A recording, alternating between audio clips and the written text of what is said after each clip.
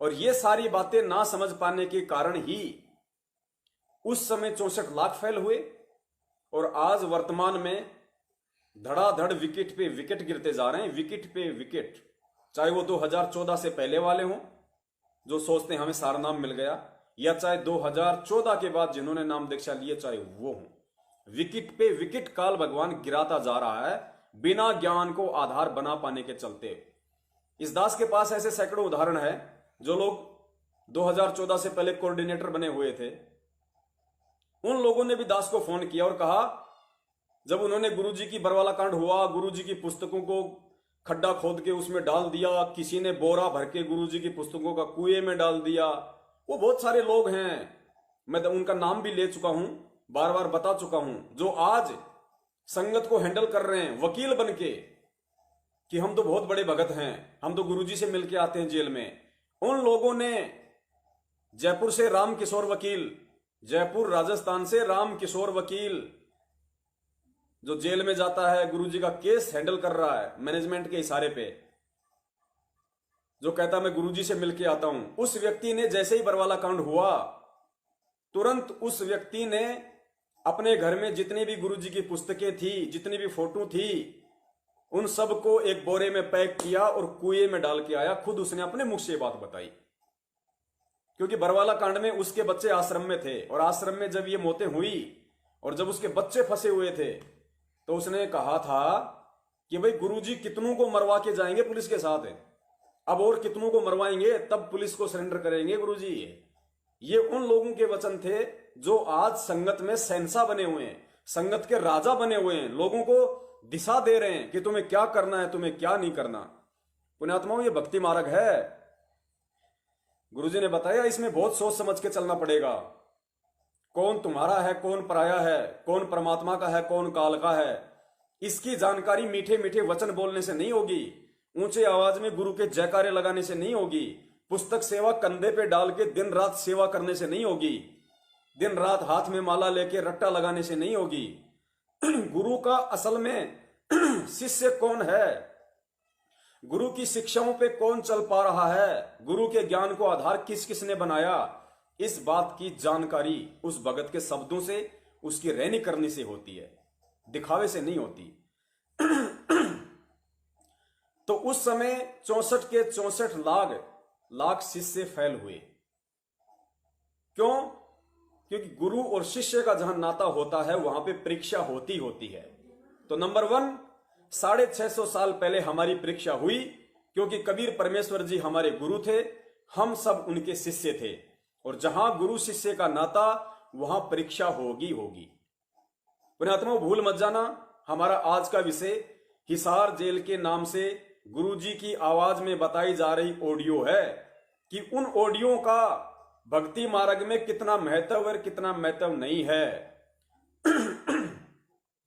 उसके बाद पुण्यात्माओं, स्वयं सारी सृष्टि के रचनहार उस कबीर परमेश्वर को, जो आज सतगुरु रामपाल जी महाराज जी के रूप में धरती पे प्रकट हैं, विद्यमान हैं, उनको भी गुरु शिष्य परंपरा के तहत सर्वप्रथम हमारे जो दादा गुरु जी हैं रामदेवानंद जी महाराज, उनको अपना मुंह बोला गुरु 17 फरवरी 1988 में उस कबीर परमेश्वर ने बनाना पड़ा, गुरु शिष्य परंपरा को बनाए रखने के लिए, उसका निर्वाह करने के लिए, आप और हमको एक संदेश देने के लिए। परमेश्वर जानबूझकर उन्होंने शिष्य बनने की भूमिका की, भगत बनने की भूमिका की, कि मैं भगत बनकर ये उदाहरण पेश करूंगा कि एक भगत का अपने गुरु के प्रति, एक शिष्य का अपने सतगुरु के प्रति कैसा भाव, कैसी श्रद्धा, कैसी लगन होती है, किस प्रकार भगत का अपने गुरु के प्रति विश्वास होना चाहिए, भक्ति पे दृढ़ता होनी चाहिए, अटलता होनी चाहिए।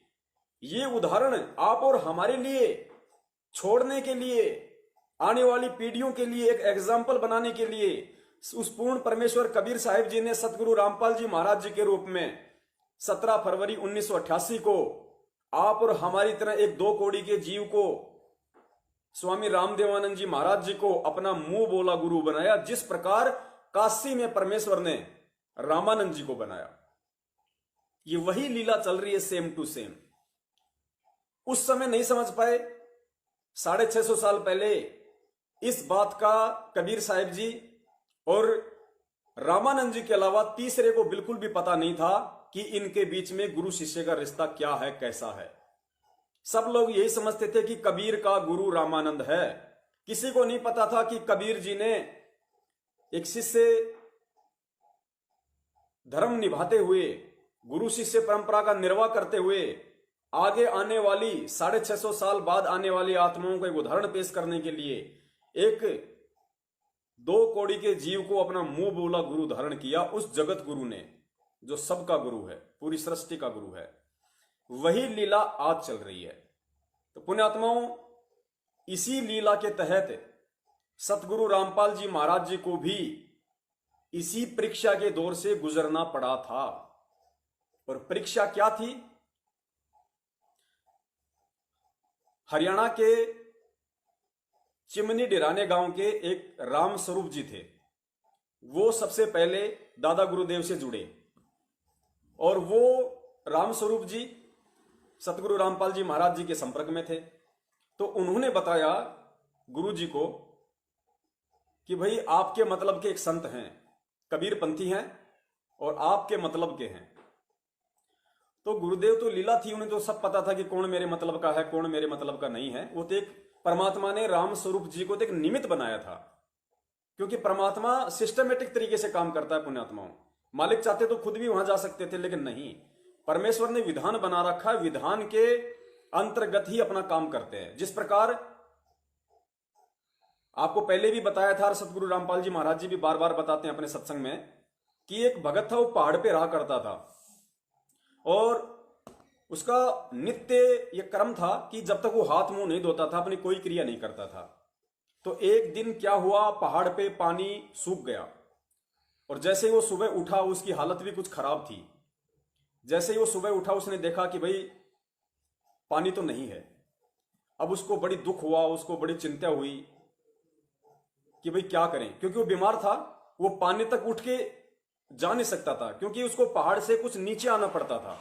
और पहाड़ से जितना भी था, 20 मीटर, 50 मीटर, 1 किलोमीटर जो भी था, वहां पे आकर वो अपना हाथ मुंह धो के फिर ऊपर जाकर झोपड़ी में अपनी भक्ति किया करता था। तो गुरुदेव ने बताया कि एक दिन वो बीमार पड़ गया, झोपड़ी से बाहर निकलने की भी उसकी हिम्मत नहीं रही। अब वो बड़ा दुखी हुआ कि भगवान आज तो मेरा नियम टूटेगा, मैं तो आज आपका नित्य नियम ही नहीं कर पाऊंगा, परमात्मा बिना हाथ मुंह दे, बिना शपथ छुए। तो उस भगत की वो तड़प देखकर, क्योंकि वो तड़प उसकी भक्ति के लिए थी, ये हमें ध्यान रखना होगा, वो तड़प उसकी भक्ति के लिए थी। उसकी भक्ति वाली वो तड़प देखकर तो सारी सृष्टि के रचनहार कबीर परमेश्वर ने, पुण्यात्माओं, पूरी पृथ्वी पे इतनी भयंकर बरसात की, पूरी पृथ्वी को जलमग्न कर दिया, जलमग्न कर दिया। पूरी पृथ्वी डूब गई और धीरे धीरे धीरे धीरे पहाड़ पे पानी चढ़ गया जहां उसकी झोपड़ी थी। फिर जैसे ही उसने उधर मुंह करके देखा, उसने देखा ओ हो, सब कुछ पानी पानी, सब डूब गया। और उसने मुंह धोया, फिर उसने देखा कि हे परमात्मा, ये तो चारों तरफ ये तो अनर्थ हो गया। फिर उसको ध्यान आ गया कि भाई तूने पुकार की थी परमात्मा से। तो फिर उसने परमात्मा से रोते हुए उसने अरदास की कि हे परमात्मा, इस नीच के कारण इतना बड़ा अनर्थ, परमात्मा दया करो, इस पाप को मैं कहां झेलूंगा। फिर परमेश्वर ने वापस वैसा ही कर दिया। और कहते हैं कि साहिब से सब होत है, बंदे से कुछ नहीं, वो राई से पर्वत कर दे, फिर पर्वत से राई। परमात्मा कुछ भी करने में सक्षम है। हमारा जो विषय है इस कहानी से वो ये शिक्षा लेने का है कि परमेश्वर अपने विधान के अनुसार ही काम करते हैं, उछल कूद परमात्मा नहीं करता। अगर परमात्मा चाहते तो उस भगत को तो खाली मुंह धोने के लिए पानी की ही जरूरत थी। परमात्मा चाहते तो एक मटका पानी का भी रख सकते थे भर के अपनी शक्ति से, वो मटके से अपना मुंह धो लेता, अपनी भक्ति हो जाती। परमात्मा ने पूरी सृष्टि को क्यों डुबाया? क्योंकि परमात्मा नीचे से शुरू करते हैं। बारिश का लेवल बढ़ा, फिर पानी का लेवल बढ़ा, बढ़ता गया, बारिश होती गई, पानी ऊपर चढ़ता गया। परमात्मा सिस्टमैटिक तरीके से काम किया। परमात्मा ने पूरी सृष्टि को डुबोया। परमात्मा ने चाहते तो मटका भी भर सकते थे, लेकिन नहीं भरा। पुण्यात्मा, यही इस भक्ति मार्ग में है। कई लोग सोचते हैं कि मुझे तो परमात्मा माफ कर देंगे, मैं तो परमात्मा का रिश्तेदार हूं, मैं तो गुरु जी का रिश्तेदार हूं, मैं तो गुरु जी का भाणजा हूं, मैं तो गुरु जी का भतीजा हूं। अरे मैं तो आश्रम में डी में सेवा करता था, मैं तो बहुत बार गुरु जी से मिला हूं और गुरुजी ने बहुत बार मेरे को आशीर्वाद दिया। गुरुजी मेरे को जानते हैं, मेरे को पर्सनली कि मैं कौन हूं, मैं किसका बेटा हूं, मैं कहां से आता हूं, अच्छे से पहचानते हैं मेरे को गुरुजी। बहुत सारे लोगों को ये वहम है, ये भ्रम है कि हम गुरुजी के रिश्तेदार हैं, हम गुरुजी के परिवार वाले हैं, मैं गुरुजी के बहुत ज्यादा संपर्क में था तो मुझे तो परमात्मा माफ कर देंगे। नहीं, ये वहम है आपका, ये आपकी गलती है, आपकी नासमझी है कि आप परमात्मा को रिश्तों में तोल रहे हैं। परमात्मा किसी रिश्तों में बंधा हुआ नहीं है। इसी प्रकार जिस प्रकार परमात्मा ने अपने विधान के अंतर्गत पूरी सृष्टि को डुबोया, पानी को सिस्टमेटिक तरीके से ऊपर चढ़ाया, उसके बाद उस भगत ने मुंह धोया, इसी प्रकार संत निर्मोही होता है। हम मंगलाचरण में पढ़ते हैं कि परम शक्ति संगीतम रिद्धि सिद्धि दाता सोही अविगत गुण है अतीतम सत्य पुरुष निर्मोही। तो वो सत्य पुरुष जो है वो निर्मोही है, उसको किसी से कोई विशेष मोह नहीं है।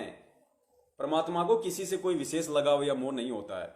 और इसी भ्रम में उनके परिवार वाले जो समझते हैं कि गुरुजी तो हमारे रिश्ते में हैं, कोई कहता गुरुजी मेरा पिता है, गुरुजी मेरा ताऊ है, गुरुजी मेरा मामा है, गुरुजी मेरा भाई है। इसी भूल में वो लोग पिछले 6 वर्षों से और उससे भी पहले से अपना जीवन नाश कर रहे हैं, ना समझ पाने के कारण। तो राम स्वरूप जी निमित्त बने परमात्मा तक वो संदेशा पहुंचाने के लिए। खुद सतगुरु ने ही उनको निमित्त बनाया लीला के तहत। गुरुदेव आश्रम में गए, जाते ही परमात्मा ने नाम दीक्षा ले ली। अब जो भी बातचीत उनमें हुई होगी उस चीज को मैं नहीं जान सकता कि स्वामी रामदेवानंद जी महाराज जी और सतगुरु रामपाल जी महाराज जी के बीच में क्या बातचीत हुई। और बातचीत पुण्यात्माओं जरूर हुई होगी, क्योंकि ये भक्ति मार्ग एक एक आत्मा के माध्यम से परमात्मा सिस्टमेटिक तरीके से इस समय तक लेके आए थे। जैसे गरीबदास जी के बाद में उनके सीधे शिष्य गुरुजी ने बताया कि शीतलदास जी हुए, और शीतलदास जी को गरीबदास जी ने शरीर छोड़ने से पहले एक हिदायत दी थी कि ये मंत्र और ये बातें तू केवल उसी अपने एक शिष्य को बताएगा जिसके लिए मैं संकेत करूंगा, उसी को ये मंत्र बताना आगे। क्योंकि परमात्मा ने एक एक सिस्टमेटिक तरीके से एक एक आत्मा के माध्यम से 17 फरवरी 1988 तक 12वें पंथ में प्रवेश होना था। फिर शीतलदास जी को गरीबदास जी महाराज जी ने शरीर छोड़ने के बाद सौपन में दर्शन दिया और एक शिष्य की तरफ इशारा किया कि ये नाम उसको दे, उसको बता, और उसको भी ठीक इसी तरह वचनबद्ध कर देना, उसको ये मर्यादा बता देना कि अन्य किसी को नहीं बताएगा, वो भी केवल उसी को बताएगा जिसको आप निर्देशित करोगे, क्योंकि वो उनका गुरु था। और फिर वो परमात्मा शीतलदास जी के रूप में ही उनको निर्देशित करेगा। इस प्रकार ये मार्ग आया था। तो स्वामी रामदेवानंद जी को भी हिदायत थी अपने अपने गुरुदेव से। तो जैसे ही उनको वो समय आ गया तो इतनी चेतना तो उन महापुरुषों को थी ही। तो गुरु जी जैसे ही लीलामय तरीके से उनके शरण में आए, उनके शिष्य बने, तो अवश्य उन दोनों के बीच वार्तालाप हुआ होगा कि भाई हाँ, अब परमात्मा इस धरती पे आ चुका है। रामानंद जी को, स्वामी रामदेवानंद जी महाराज जी को, दादा गुरु जी को इस बात का अवश्य पता लगना था। और ये बहुत बड़ा रहस्य है कि सतगुरु रामपाल जी महाराज जी ने ही स्वामी रामदेवानंद जी महाराज जी को सार नाम दिया, सार शब्द दिया और उस आत्मा का उद्धार किया। यही ये भक्ति मार्ग का खेल है, क्योंकि परमात्मा खुद ही इस मार्ग को यथार्थ रूप में चलाता है। इस मार्ग को, इस इतने बड़े विश्व कल्याण के मिशन को कोई अन्य नहीं चला सकता, खुद वो परमेश्वर ही चलाता है। और 12वें पंथ में आके आज सतगुरु रामपाल जी महाराज जी के स्वरूप में स्वयं वो कबीर परमात्मा ही धरती पे प्रकट है, विराजमान है। और ये आप और हम आत्माओं का सौभाग्य है कि हम डायरेक्ट कबीर परमेश्वर जी की हम शरण में हैं। तो काफी समय हो गया सतगुरु रामपाल जी महाराज जी को अपने गुरुदेव की शरण में। और फिर बताया गुरुजी ने सत्संग में कि उस समय तकरीबन 8-9 लाख शिष्य दादा गुरुदेव के हो गए थे। चूंकि उम्र काफी हो गई थी, समय निकट था, तो दादा गुरुदेव ने भी परीक्षा लेनी थी, क्योंकि 8-9 लाख उनके शिष्य और दादा गुरुदेव उनके गुरु।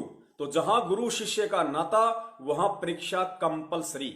और उसी परीक्षा के तहत दादा गुरुदेव जी ने, जब वो काफी समय के हो गए थे, उसके बाद उन्होंने एक लीला की।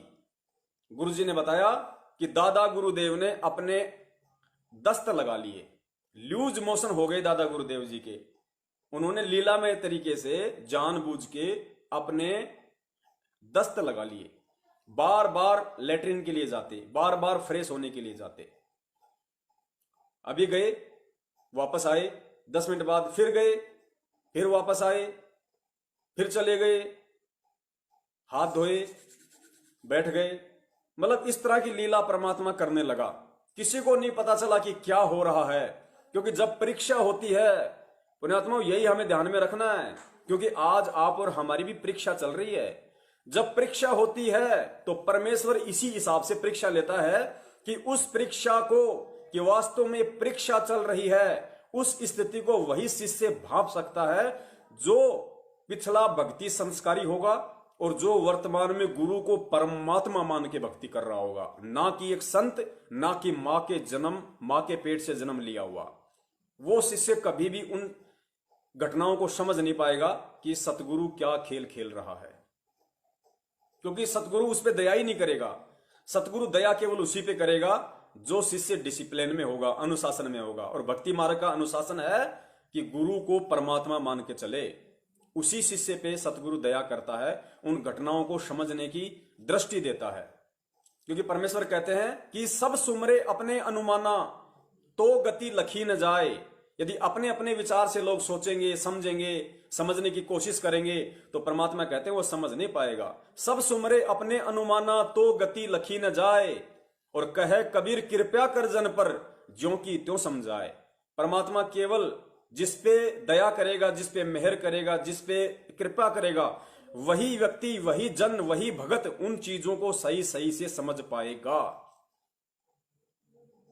तो दादा गुरुदेव ने दस्त लगाए अपने, और ये दस्त लगाने का जो प्रोसीजर थी, जो ये दस्त वाली जो प्रक्रिया थी, ये गुरुजी ने बताया कि लगातार 3 महीने चली। 3 महीने तक। अब जब काफी समय बीत गया, महीना 1.5 महीना हो गया, दादा गुरुदेव के दस्त नहीं रुक रहे। दादा गुरुदेव जी कभी कभी बैकी बैकी बात कर दें, जैसे बोला भाई मैं फ्रेश होने जाऊंगा, फ्रेश होने के लिए गए, बाथरूम में गए नहीं, वापस आ गए, सब शिष्य देख रहे हैं, वापस आके कह रहे लाओ भाई मेरे हाथ धुलाओ, हाथ धुलाओ भाई, गंदे हो गए, मैं भी बाथरूम जाके आया हूं। तो शिष्य विचार करने लगे, यार गुरुजी बाथरूम में गए नहीं, गेट से वापस आ गए, कह रहे बाथरूम जाके आए हूं, हाथ धुलाओ। तो संगत में खुसर फुसर शुरू हो गई, चर्चा शुरू हो गई कि भाई गुरुजी का दिमाग खराब हो गया। भाई उम्र भी तो काफी हो गई ना, 100 साल के ऊपर हो गए, अब उम्र का भी तो एक तगाजा होता है, शरीर भी तो शरीर होता है। भाई गुरुजी का दिमाग खिसक गया, मतलब मेंटल हो गए गुरुजी। बातें संगत में शुरू होने लग गई, मतलब शिष्य गुरु से दूर होने लग गए। क्योंकि परमेश्वर कहते हैं, जब काशी में परमेश्वर ने परीक्षा ली थी और सब लोग उस परमेश्वर को भला बुरा कह रहे थे, उनके शिष्य भी, तो परमेश्वर की उस बात को आदरणीय गरीबदास जी महाराज जी ने अपने शब्दों में कहा कि भड़वा भड़वा सब कोई कहे, कोई न जाने खोज, दास गरीब कबीर करम यो बाटे सिर का बोझ। कि उस समय उस कबीर परमेश्वर को उनके शिष्य और बाहर वाले सभी उनको भड़वा कह रहे थे कि ये तो भड़वा है, नीच आदमी है, देखो कैसा कुकर्म कर दिया इसने, ज्ञान तो कैसा अच्छा देता था और काम कैसे घटिया कर डाले। तो कहते हो सब लोग चर्चा करने लग गए कि भड़वा भड़वा सब कोई कहे, कोई न जाने खोज। किसी को नहीं पता कि ये क्या खेल चल रहा है। और दास गरीब कबीर करम यो बाटे सिर का बोझ, ये परमेश्वर की लीला थी। वो अपने सिर से नकली शिष्यों का बोझ हल्का कर रहे थे। क्योंकि गुरुदेव ने बताया कि भक्ति मार्ग का एक उसूल होता है, गुरु जब तक पार नहीं होता तब तक, जब तक कि गुरु के शिष्य पार ना हो जाएं, यानी गुरु जिन जिन को नाम देता है, जब तक वो शिष्य मोक्ष को प्राप्त ना हो जाएं तब तक गुरु पार नहीं हो सकता, वरना वो भार गुरु के सिर पे रहेगा। इसलिए परमात्मा कहता है कि गुरु बनने का अधिकारी पूरी सृष्टि में यदि कोई होता है, सतगुरु यदि कोई होता है, वेदों में शास्त्रों में जहां जहां भी गुरु या सतगुरु का इस्तेमाल हुआ है वो केवल उस परमात्मा के लिए है, वो यो शब्द गुरु। बाकी लाखों गुरु बन गए, इनके लिए नहीं। क्योंकि परमात्मा में फिर वो भार नहीं रहता, चाहे शिष्य पार हो या ना हो। लेकिन वो लीला की परमात्मा ने नकली गुरुओं को समझाने के लिए कि नालायकों तुम अपने सिर पे कितना बड़ा भार रख रहे हो, शिष्य बना लिए तुमने लाखों करोड़ों की संख्या में, पार तुम खुद भी नहीं हो सकते क्योंकि तुम्हारे पास वो भक्ति ना वो मंत्र। ये शिष्य लाखों शिष्य कहां पार होंगे, ये करोड़ों कहां पार होंगे। इसलिए परमात्मा कहते हैं कि गुरु खुद भी नरक में पड़ेगा, शिष्यों को भी नरक में लेके जाएगा। इसलिए गुरु ने कहा कि बढ़वा बढ़वा सब कोई कहे, कोई न जाने खोज, दास गरीब कबीर करम यो बाटे सिर का बोझ। तो भाई वो सिर का बोझ तो दादा गुरुजी ने भी हल्का करना था, और दादा गुरुजी ने किया। संगत में खुसर फुसर शुरू हो गई। खुसर फुसर राम स्वरूप जी के कान में पड़ी, तो राम स्वरूप जी सतगुरु रामपाल जी महाराज जी के पास आए। उस समय दोनों गुरु भाई थे। तो राम स्वरूप जी ने कहा भाई जेई, क्योंकि उस समय गुरु जी जेई थे, जूनियर इंजीनियर थे हरियाणा इरिगेशन डिपार्टमेंट में, सिंचाई विभाग में। तो राम स्वरूप जी ने कहा कि भाई जेई साहब। बोले हाँ जी। बोले भाई क्या विचार है आपका? बोले भाई क्या विचार है? बढ़िया विचार है, भक्ति कर रहे हैं, नौकरी कर रहे हैं परमात्मा की, और क्या है, आनंद हो रहा है। अरे बोले उस तरफ नहीं। बोले यार दादा गुरु जी को तो देखो, 3-3 महीने हो गए, दस्त रुकने का नाम ही नहीं ले रहे, ऐसा थोड़ी होता है कोई। अब क्या विचार है आपका? यानी गुरुजी ने बताया कि राम स्वरूप जी का कहने का मतलब यह था कि भाई अब किसी और पंथ में चलते हैं, कोई और गुरु देखते हैं, कोई ढंग का। अब ये गुरु तो हो लिया फेल। जब खुद के दस्त नहीं रुक रहे तो भला शिष्यों का बीमारियों का क्या करेगा, मोक्ष कहां से कराएगा? शिष्यों का जन्म मरण का रोग कहां से कटेगा, कहां से काटेगा, जिसके खुद के दस्त नहीं रुक रहे? तो उसका कहने का मतलब ये था, लेकिन वो कह नहीं पाया गुरुजी से। तो गुरुजी ने कहा कि कोई बात नहीं, तो संतों के खेल होते हैं रामस्वरूप, अपनी भक्ति कर भाई, ये तो संतों के खेल है। हमें जो भक्ति दे दी, मंत्र दे दी, उन पे ध्यान रखना, हमने क्या लेना देना? संत के दस्त हो रहे, संत की रीढ़ की हड्डी में है दर्द, या संत के दांतों में दर्द है, हमें इन बातों से क्या लेना देना भाई? वो संत की अपनी क्रिया, वो क्या करे क्या ना करे, हमें क्या निर्देश दिया है उस पर हमने ध्यान रखना बस। बात आई गई हुई। फिर 10-15 दिन बीते, संगत में और ज्यादा खुसर फुसर शुरू हो गई। एक दिन फिर मौका मिला राम स्वरूप जी को गुरुजी से भेंट करने का। उस समय थोड़ी हिम्मत दिखाई राम स्वरूप जी ने और कहा कि भाई मैंने पिछली बार कहा था, कुछ ध्यान दिया आपने? गुरुजी बोले भाई क्या, कौन सी बात है? अरे भाई सब लोग जा रहे हैं छोड़ छाड़ के, बहुत सारे लोग दूसरे पंथों में चले गए, अन्य को अपना गुरु बना लिया। अब दादा गुरु जी यार 3 महीने हो गए, दस्त उनके रुक नहीं रहे, अब क्या करेंगे? अब यहां अपन रह के, जो खुद अपना दस्त नहीं मिटा पा रहा, हमारा जन्म मरण का रोग कहां से मिटाएगा? दादा गुरु जी का दिमाग खराब हो लिया भाई, गुरु जी का दिमाग खराब हो लिया, कहीं और देखते हैं। तब गुरुदेव जी ने, संत गुरु रामपाल जी महाराज जी ने पुण्यात्मा ये उदाहरण दिया, एग्जाम्पल दिया परमात्मा ने कि पुण्यात्माओं तुम्हारे साथ भी वो घटनाएं घटेंगी, तुम्हारे सामने भी काल, वो आपत्तियां, वो विपत्तियां, वो परेशानियां खड़ी करेगा। उस समय तुम्हें किस तरीके से विवेक करना है, किस तरीके से तुम्हें सोचना है, मनन करना है, और किस तरीके से अपने आप को भक्ति मार्ग पे दृढ़ता के साथ में बनाए रखना है। इसलिए परमात्मा ये लीलाएं करते हैं, ये एग्जाम्पल देते हैं, ये कहानियां सुनाते हैं, वरना परमात्मा किसी का मनोरंजन करने के लिए नहीं आता यहाँ पे। ये चुटकुले सुनाने के लिए, कहानियां सुनाने के लिए परमात्मा के पास समय नहीं है। तब सतगुरु रामपाल जी महाराज जी ने, जो उस समय एक भगत की भूमिका में थे, राम स्वरूप जी के भगत भाई थे, गुरु जी खड़े हुए और कहा कि रे नालायक इंसान, ये शब्द बोलने से पहले कि गुरु जी का दिमाग खराब हो गया, नालायक तेरी जीभ क्यों नहीं कट गई? तूने कह कैसे दिए ये शब्द कि गुरु जी का दिमाग खराब हो गया?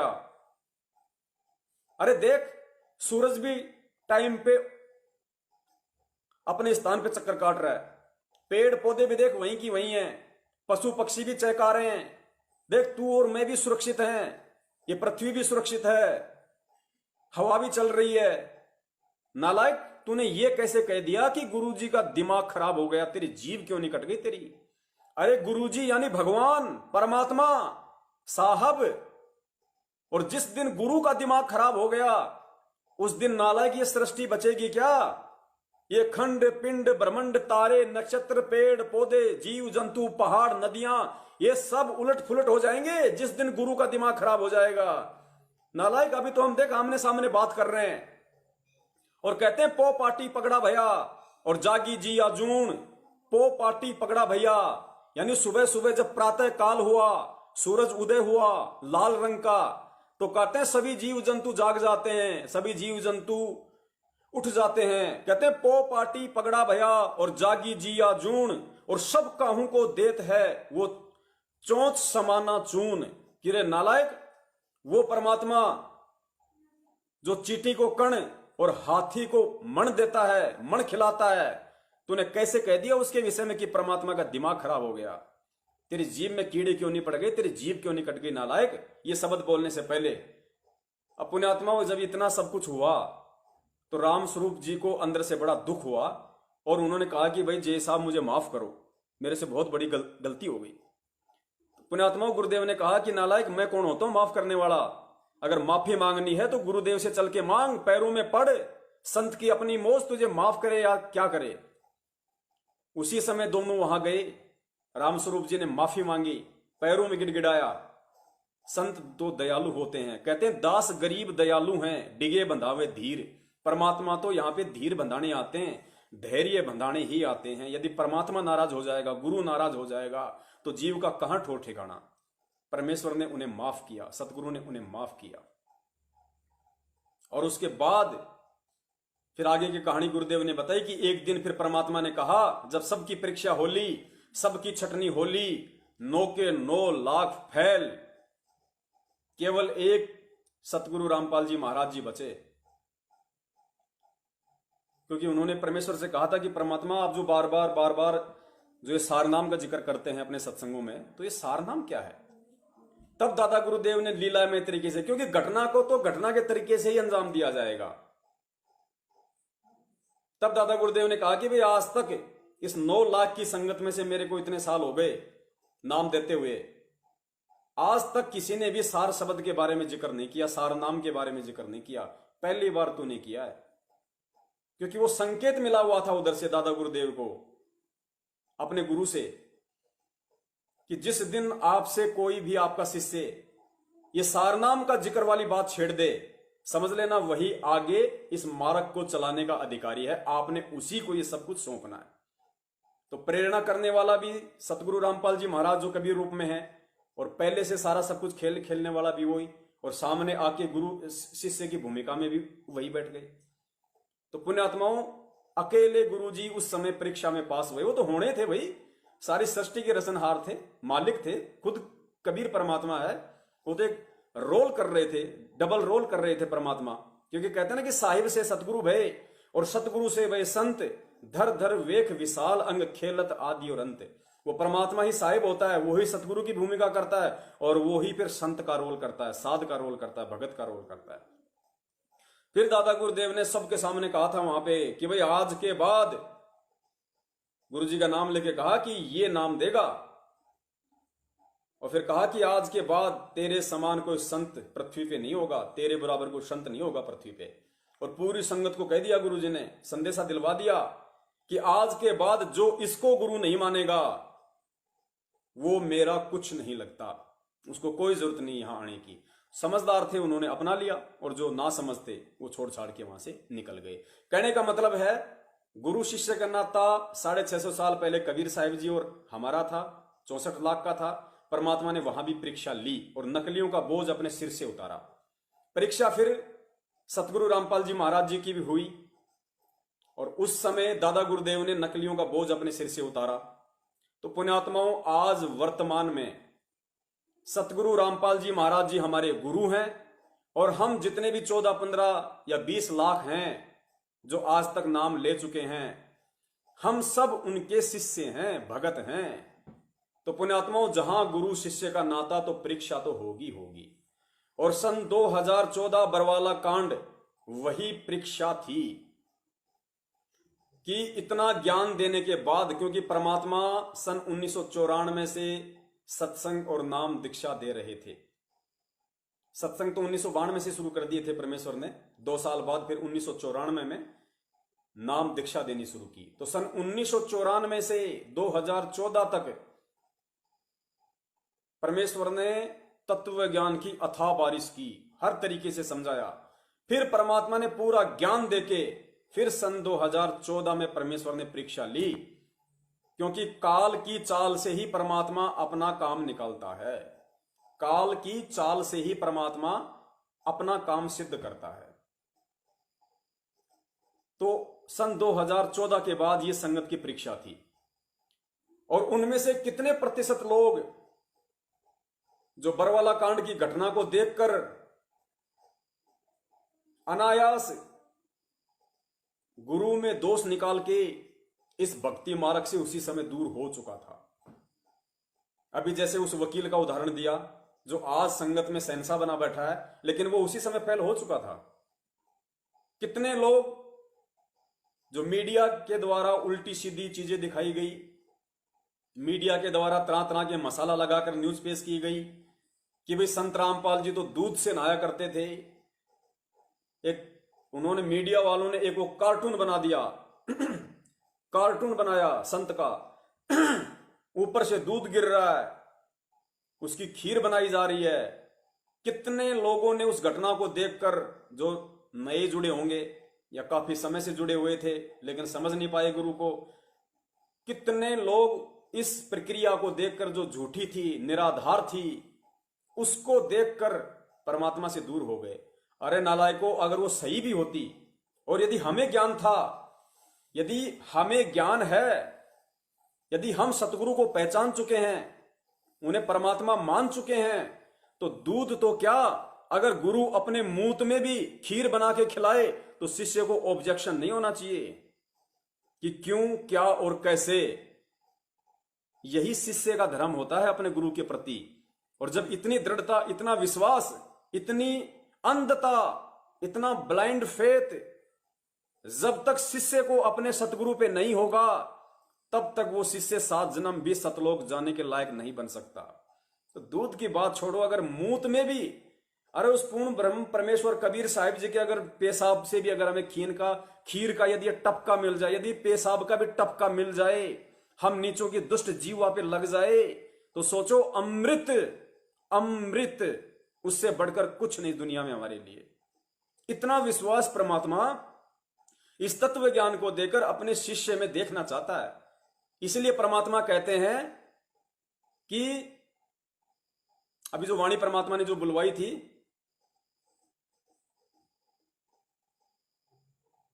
दास के दिमाग से निकल गई, तो परमात्मा इस तरीके से इस भक्ति मार्ग पे अपने शिष्य को, अपने भगत को, अपने बच्चों को इतना दृढ़ भाव से, इतनी दृढ़ श्रद्धा से, लगन से भक्ति मार्ग पे चलता हुआ देखना चाहता है। तब परमात्मा निसंशय से होके शरीर त्याग के सतलोक जाता कि हां, अब मेरे बच्चे इस मार्ग को हजारों वर्षों तक निर्विरोध चलाएंगे, कोई रोकने टोकने वाला नहीं। इसलिए परमात्मा कहा करते थे कि यदि ब्रह्मा विष्णु महेश भी आकर मेरे बच्चों को तोड़ने की कोशिश करें तो मार खा के जाएंगे, मार। अब वर्तमान की स्थिति क्या है? ब्रह्मा विष्णु महेश की तो छोड़िए, खुद अपने ही जो घर में ब्रह्मा विष्णु महेश बने बैठे हैं, सतलोक आश्रम मैनेजमेंट वाले, काल ने जिनको अपने एजेंट रूप में बैठा रखा है, फर्जी नामदान केंद्र खुलवाकर गांव गांव में बैठा दिया, लोगों को ज्योति के नाम पे लूट रहे, पाठ के नाम पे लूट रहे। अरे 3 दिन का पाठ होता है और 9-9 दिन का पाठ इन्होंने सिंहपुरा में, रोहतक में, मुंडका में, भिवानी में शुरू कर रखा है। भूख मिट नहीं रही ना। अब संगत हो गई समझदार, संगत को पता चल गया कि गुरु बिन दान पुण्य जो कर ही मिथ्या होए कबू न फल ही, कि गुरु के बिना किया गया दान पुण्य मिथ्या होता है, बेकार होता है, नहीं फलेगा। और कुपात्रों को दान दोगे तो उल्टा नुकसान में जाओगे। फिर गुरु जी कहते हैं कि गुरु बिन होम यज्ञ जो कर ही और मन 10 पातक लागे, कि गुरु की आज्ञा के बिना, गुरु से आज्ञा लिए बिना यदि आप पाठ करवाते हो, ज्योति करवाते हो, तो औरों से 10 गुना ज्यादा पाप के भागी बनते हो। तो अब लोगों को तत्व ज्ञान समझ में आने लग गया धीरे धीरे परमेश्वर की दया से। लोगों ने इनको पिछले 2-3 सालों से ज्योति पाठ का पैसा देना कम कर दिया। जिनको पता चल गया वो तो बिल्कुल भी नहीं देते, एक नया पैसा इनको नहीं देते नामदान केंद्रों पे। जिसको पता चल गया तो इनका धार्मिक धंधा गिरावट में आ गया।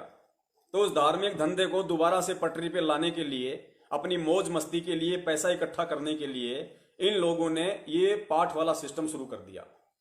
अरे पाठ प्रकाश, यदि गुरु धरती पे प्रकट है, यदि गुरु पृथ्वी पे साक्षात है और यदि पाठ प्रकाश है, तो गुरु की उपस्थिति के बिना, गुरु की हाजिरी के बिना वो पाठ प्रकाश सफल हो ही नहीं सकता।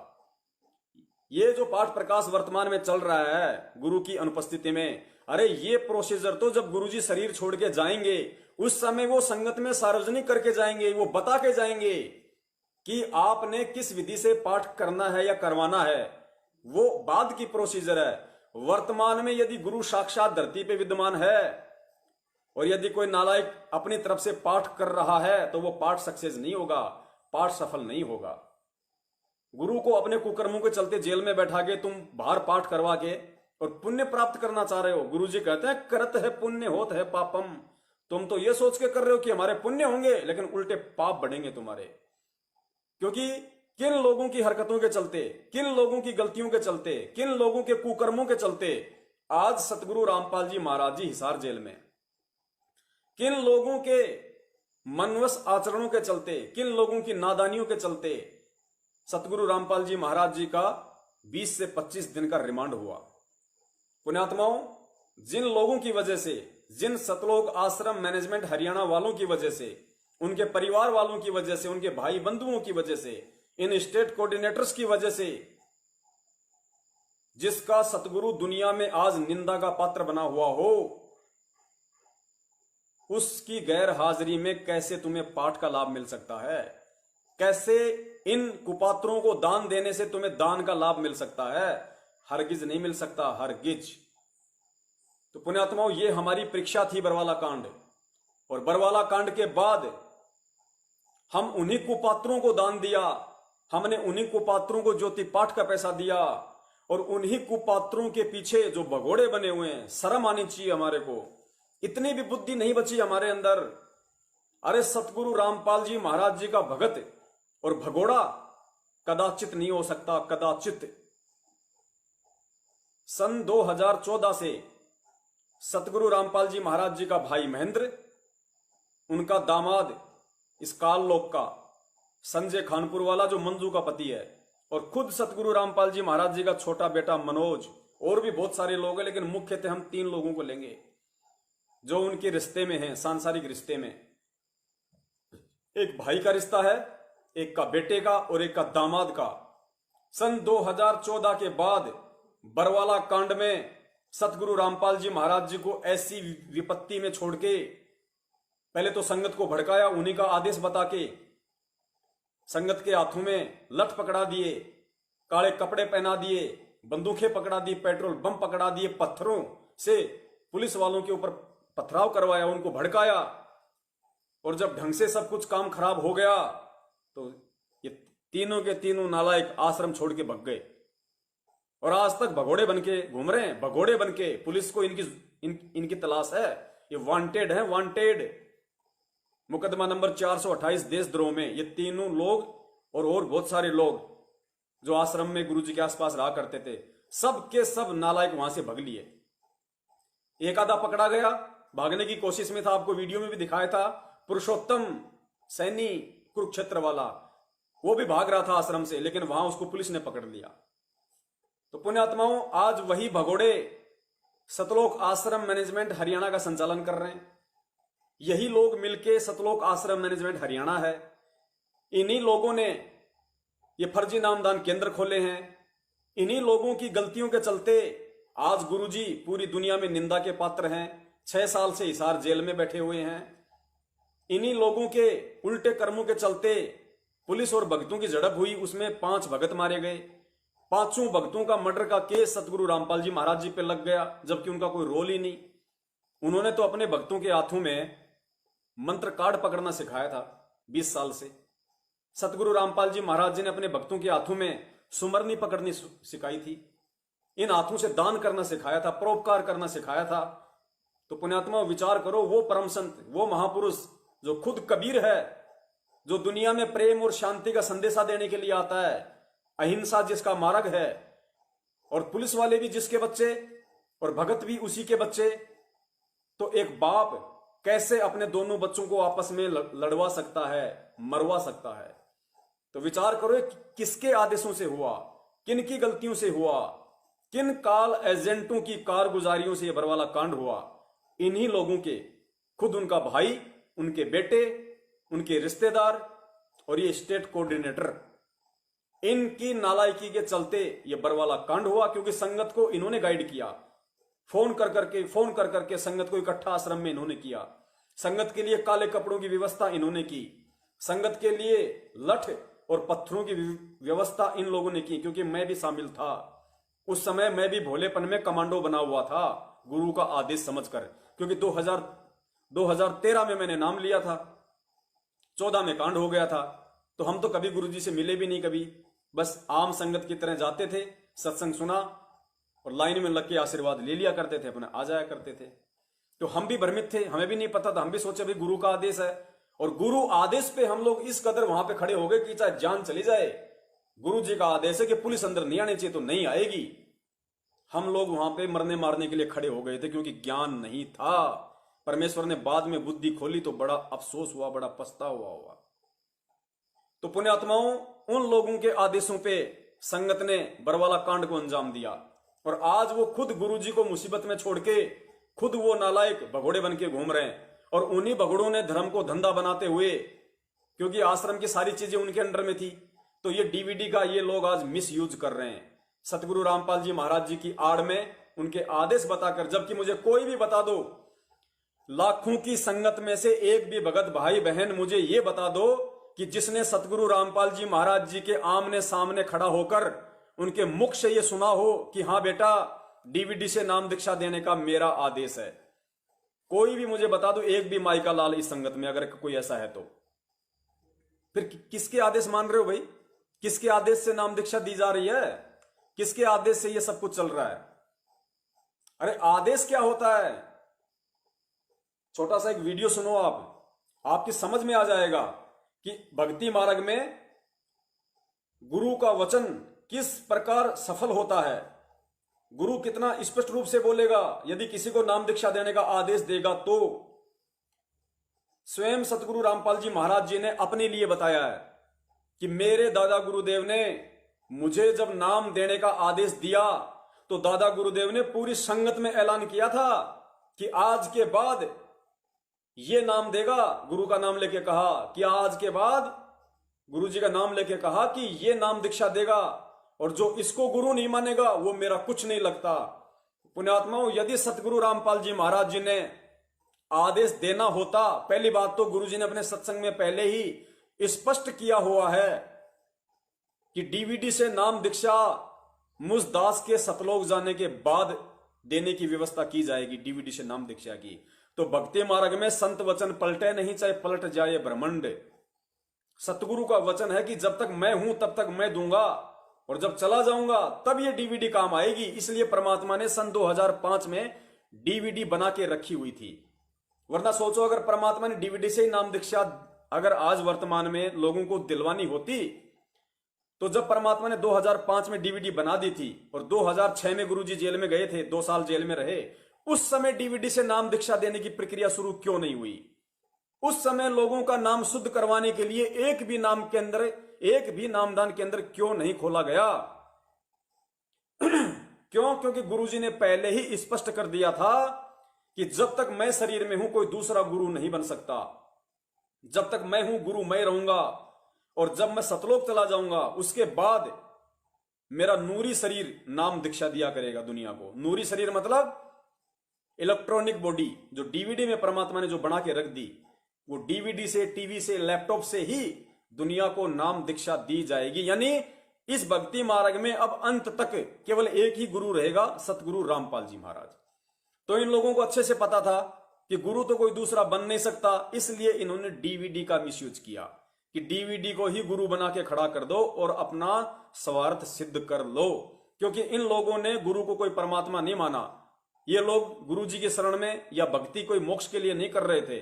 ये लोग गुरु जी को केवल एटीएम मशीन समझ रखा था, एटीएम मशीन बस। क्योंकि दान का पैसा गुरु जी थोड़ा ना गिनते थे, ये मैनेजमेंट बना हुआ था, ये अपने स्तर पे सारे काम किया करते थे। गुरु को ये लोग गुरु मानते नहीं थे, तो अपने ऐसो आराम थे इनके। देखो किस तरीके से दादा गुरुदेव ने जब नाम देने का आदेश दिया तो किस प्रकार ऐलान किया संगत में। फिर किसी को भी ऑब्जेक्शन नहीं हुआ। जिसने नहीं लेना था उसने नहीं लिया, और जिसने लेना था उसने ले लिया। लेकिन किसी ने भी ये ऑब्जेक्शन नहीं किया कि दादा गुरुदेव का आदेश नहीं है, संत रामपाल जी क्यों नाम दे रहे हैं। ऐसा नहीं हुआ। उस दिन के बाद 6 वर्ष 1994 तक दास ने जेई के पद पर सर्विस की। काम करते, अपनी ड्यूटी करते करते भी हम भक्ति करते हैं। हमारा रूल यही है, काम भी करो भगवान ना भूलो, बुराई छोड़ दो। लेकिन 1994 में परमात्मा ने आदेश दे दिए गुरु महाराज ने कि तू इस काम ने संभाल। अब गुरु की आज्ञा का अवहेलन करना भगत का काम नहीं होता। जो गुरु वचन पर डट गए कट गए फंद 84 के। भाई जो गुरु वचन पर डट गए कट गए फंद 84 के। और उन्होंने अचानक मुझे बुलाकर पास बैठा लिया, कहने लगे आज से तू नाम दिया करेगा। और जितने भी वर्तमान संगत थी सबको कह दिया और सबको बता देना कि जो इसको गुरु नहीं मानेगा वो मेरा कुछ नहीं होगा। मेरे पसीने आ गए कि मैं तो 2 कौड़ी का जीव, एक मजदूर आदमी, और परमात्मा ये इतना बड़ी जो है ना, इतना बड़ा जिम्मेवारी का काम। और उनके पुराने पुराने भक्त मेरे थे, लाल कपड़े पहन कर बाबा जी भी बन रहे थे, उनके साथ रहा करते। उनको सबको निकाल दिया था उनकी त्रुटियां देख जाकर। हमने नहीं पता था कि हो रहा है क्या इनका मालिक का उद्देश्य है। जब वो 104-5 साल की उम्र थी उस महापुरुष की, हमारे पूज्य गुरुदेव की। और कहा मैं तेरे साथ रहूंगा। और तीसरा शब्द एक दिन कहा था कि रामपाल तेरे सब बराबर संसार में संत नहीं होगा, पूरे विश्व में तेरे बराबर संत नहीं होगा। अब इस दास का और संत का के मेल था। हम तो भगत थे, दास थे, भगवान की भक्ति करते थे, अपनी नौकरी भी करते थे, बच्चे भी पालते थे। अब कहते हैं साध वचन पलटे नहीं, चाहे पलट जावा ब्रह्मंड। उनका वचन नहीं पलट सकता, उन्हें जो कह दिया सो कह दिया। तो पुण्यात्माओं, साध वचन पलटे नहीं चाहे पलट जाए ब्रह्मांड। तो सतगुरु रामपाल जी महाराज जी का वो सत्संग का वीडियो आप जी अनेकों बार देख चुके हैं, जिसमें साध ने कहा है, सतगुरु ने कहा है कि डीवीडी से सार नाम दिया जाएगा, फिर नाम दिया जाएगा, ये दास तो चला जाएगा सतलोक 5 तत्वों का शरीर छोड़ के, उसके बाद व्यवस्था की जाएगी।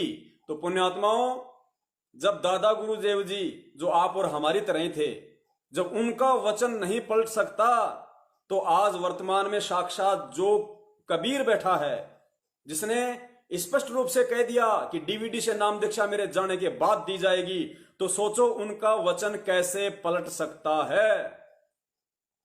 ये विचार केवल वही आत्माएं करेंगी जो भक्ति युक्त आत्मा होंगी, जो पहले की संस्कारी आत्मा होंगी, या जिनको वर्तमान में वास्तव में मोक्ष चाहिए, जिनको अपना उद्धार करवाने से मतलब है, ना कि उनके परिवार से, ना किसी कोऑर्डिनेटर से, ना किसी नामदान संचालक से। वही आत्माएं सत्य को स्वीकार करेंगी, अन्यथा नहीं करेंगी।